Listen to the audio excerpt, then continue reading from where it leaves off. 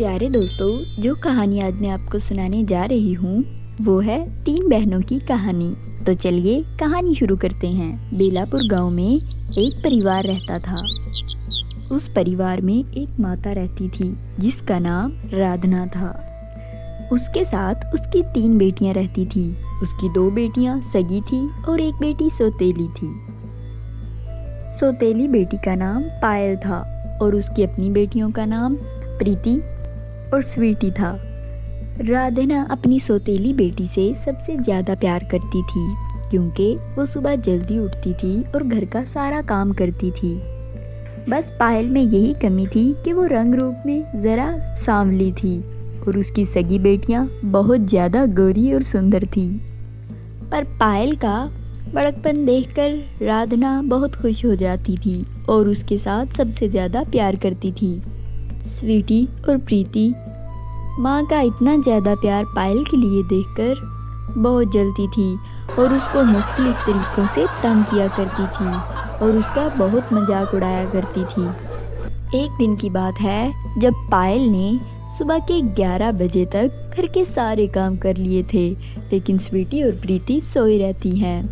तभी राधना उनके कमरे में जाकर चिल्लाने लगती है और कहती है, अरे लड़कियों, उठ जाओ। तुम लोगों को पता नहीं है कि क्या टाइम हो गया है। पायल ने घर के सारे काम कर लिए हैं और खाना भी बना लिया है। तुम जल्दी करो, उठो और बाकी के काम खुद करो। वो दोनों माँ की बात सुनकर उठकर बैठ जाती हैं और उन दोनों को बहुत गुस्सा आ जाता है। वो समझती हैं कि शायद पायल की वजह से उन दोनों को डांट पड़ती है। अगर पायल नहीं होगी तो उनको कोई भी डांट नहीं पड़ेगी। स्वीटी, तुझे क्या लगता है? मुझे लगता है हम इस पायल की वजह से रोज डांट पड़ती है। मुझे इसका कोई हल सोचना ही पड़ेगा। तुम्हें क्या लगता है? इसकी वजह से माँ हमें रोज सुबह जल्दी जगा देती है। हाँ बहन, तुम बिल्कुल ठीक कह रही हो। इस पायल चुड़ैल का कुछ करना होगा। इसकी वजह से हमें रोज डांट पड़ती है। अब यही सही समय है, इसका कुछ करना होगा हमें। दोनों बहनें फैसला करती हैं कि वो दोनों बहनें नीली पहाड़ी के पार जो भूतनी रहती है उसके पास जाएंगी और पायल की जिंदगी खराब कर देंगी और उसके बाद उनकी माँ सिर्फ उनसे ही प्यार करेगी। दोनों रात होने का इंतज़ार करने लगती हैं और जैसे ही रात होती है तो वो दोनों गांव की पिछली पहाड़ी पर जंगल के पिछले रास्ते से चली जाती हैं। उन्हें वो चुड़ैल मिलती है। वो चुड़ैल उन दोनों को अपनी जादुई आईने में आता देखकर खुश हो जाती है क्योंकि उसको इस दुनिया में राज करने के लिए सिर्फ 5 लोगों की बलि ही बाकी थी। अगर वो 5 लोगों की बलि दे देगी तो वो इस दुनिया पे राज करने लगेगी। वो उन दोनों को देखकर खुश हो रही थी और सोच रही थी कि वो उन दोनों की बलि दे देगी। उसके बाद बस 3 ही लोग बचेंगे बलि के लिए। वो इस बात से बहुत खुश थी कि शिकार उसके पास खुद चल कर आ रहा है। आ गए तुम दोनों। मुझे तुम दोनों का ही इंतजार था। मैं तुम्हारी प्रतीक्षा में कब से यहाँ बैठी हूँ। तुम लोगों ने आने में इतनी देर क्यों लगा दी? अरे तुम्हें कैसे पता कि हम दोनों तुम्हारे पास आ रही हैं? हमने तो तुम्हें बताया भी नहीं था कि हम लोग तुम्हारे पास आ रही हैं। फिर तुम्हें इस बात का आभास कैसे हुआ? अरे मैं तो जादुई चुड़ैल हूँ और मुझे हर चीज का ज्ञान रहता है। और वैसे भी मेरे पास जादुई आईना है। मैंने तुम्हें अपने आईने में आते हुए देख लिया था। यही आईना तो मेरी सारी दुनिया है। अच्छा, तो ये बात है। तभी तुम्हें हमारे आने का क्या पहले से हो गया। अच्छा, तो हमें तुमसे एक काम है। हमारी एक छोटी बहन है पायल। हम चाहते हैं कि वो हमारे वश में आ जाए, वो हमारी हर बात माने। इस बात का तुम्हारे पास कोई उपाय है तो बताओ। उनकी ये बात सुनकर चुड़ैल बहुत खुश होती है और सोचती है अगर वो अपनी तीसरी बहन को भी उसके पास ले आए तो उसके लिए 3 लोगों की बलि हो जाएगी। अरे अगर ये लोग अपनी तीसरी बहन को भी मेरे पास ले आए तो मुझे और क्या चाहिए। फिर तो मेरे पास बलि करने के लिए 3 लोग हो जाएंगे और फिर 2 लोगों का इंतजाम मैं करके उनकी भी बलि कर दूंगी और पूरी दुनिया पे राज करूंगी मैं। इतना सोचकर चुड़ैल बोलती है, ठीक है, तुम्हारा काम हो जाएगा, मगर उसके लिए तुम्हें अपनी बहन को मेरे पास लाना होगा। अच्छा क्या उसको भी यहाँ लाना होगा? क्या उसके आए बगैर काम नहीं हो सकता? हाँ, ऐसा करना बहुत जरूरी है, क्योंकि मेरी शक्तियाँ इस पहाड़ी पर इसी जंगल में काम करती हैं, इसलिए कह रही हूँ उसको यहाँ लेकर आओ। इतनी बात करने के बाद स्वीटी और प्रीति जंगल के रास्ते घर वापस चली जाती हैं। घर आते ही वो पायल को अपने पास बुलाकर उससे बातें करने लगती हैं। उसको बातों में बहला फुसला कर कहती हैं कि कल हम लोग शॉपिंग पर जाएंगे और पार्क में भी जाएंगे। पायल ये बात सुनकर बहुत खुश होती है, क्योंकि उसको पार्क में जाने का बहुत दिल होता है। देखते ही देखते अगला दिन आ जाता है और शाम का इंतज़ार करने लगती हैं वो दोनों। शाम होते ही वो लोग पायल को अपने साथ लेकर जंगल के रास्ते चुड़ैल की गुफा में जाने की तैयारी करती हैं।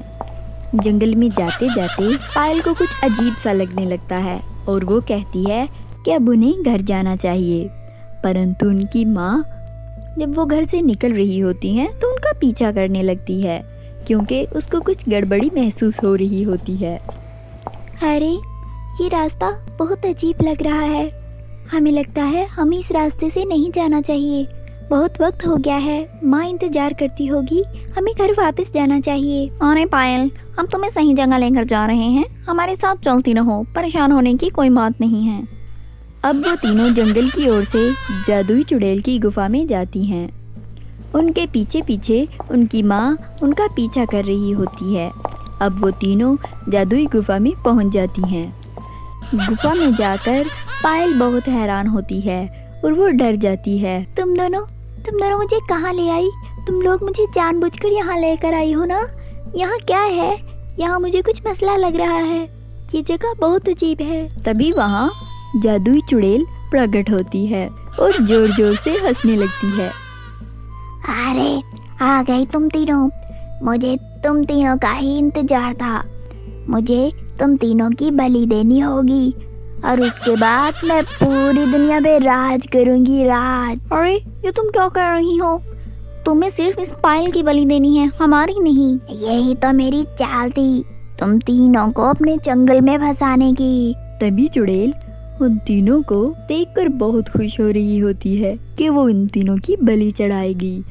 तभी उनकी माँ ये सब कुछ देख रही होती है। वो चोरी चोरी देखकर बहुत परेशान हो रही होती है। इसी दौरान चुड़ैल अपनी छड़ी घुमाती है और जादू से उन तीनों को रस्सी से बांध देती है और उनकी आंखों पर पट्टी बांधकर एक कोने में फेंक देती है और अपने पास से अपनी जादुई तलवार निकालती है उन तीनों की बलि देने के लिए। तभी वहाँ उनकी माँ पहुँचती है। अरे जादुई चुड़ैल, मेरी बेटियों को छोड़ दे, वरना मुझसे बुरा कोई नहीं होगा। अरे मैंने तो 3 का इंतजाम किया था। कुदरत का करिश्मा देखो, मेरे लिए चौथी बलि का भी इंतजाम हो गया। अब मैं तुम चारों की मृत्यु करके इस धरती पे राज करूंगी, राज। अब जैसे ही चुड़ैल अपनी जादुई छड़ी घुमाने जाती है, उससे पहले राधना नीचे गिरा हुआ डंडा उठाकर उसके कांच के गोले को तोड़ देती है, जिसमें उसका जादुई आईना भी होता है। अब जैसे ही उसका जादुई आईना टूटता है, चुड़ैल भी धीरे धीरे मरने लग जाती है। पागल औरत, ये तूने क्या कर दिया? मेरी जान इसी आईने में बसती है और तूने इसको तोड़ दिया। ये तूने क्या किया? तुम मेरी बेटियों को नुकसान पहुंचाती रहो और मैं खड़ी खड़ी देखती रहूं? नहीं, ऐसा मैं होने नहीं दे सकती। वहाँ देखते ही देखते उस चुड़ैल को मौत हो जाती है। अब स्वीटी और प्रीति को अपनी गलती का बहुत पछतावा होता है और वो बहुत ज़्यादा शर्मिंदा होती हैं। अब वो अपनी माँ से और पायल से बहुत माफ़ी मांगती हैं। वो उनसे माफ़ी मांगकर अपनी गलतियों का बहुत पछतावा करती हैं। मैं तुम दोनों को माफ़ तो कर दूंगी, लेकिन तुम लोग प्रॉमिस करो, तुम लोग आज के बाद ऐसी हरकतें कभी नहीं करोगी। हाँ काजल, तुम हमें माफ़ कर दो, हम लोग ऐसी हरकतें अब कभी नहीं करेंगी। हम लोग बहुत शर्मिंदा हैं। माँ, आप भी हमें माफ़ कर दो, हम आपको शिकायत का मौका कभी नहीं देंगे। अब पायल और उनकी माँ उन दोनों को माफ़ कर देती हैं और वो सब मिलकर घर की ओर आ जाते हैं। अब वो लोग प्यार और हंसी खुशी अपने घर में रहने लगते हैं अब उन लोगों में प्यार पहले से ज़्यादा बढ़ जाता है। प्यारे दोस्तों, कैसी लगी आपको हमारी आज की कहानी? हमें कमेंट्स और लाइक करके ज़रूर बताइएगा। मिलते हैं नेक्स्ट कहानी में, तब तक आप अपना ख्याल रखिएगा। बाय बाय दोस्तों।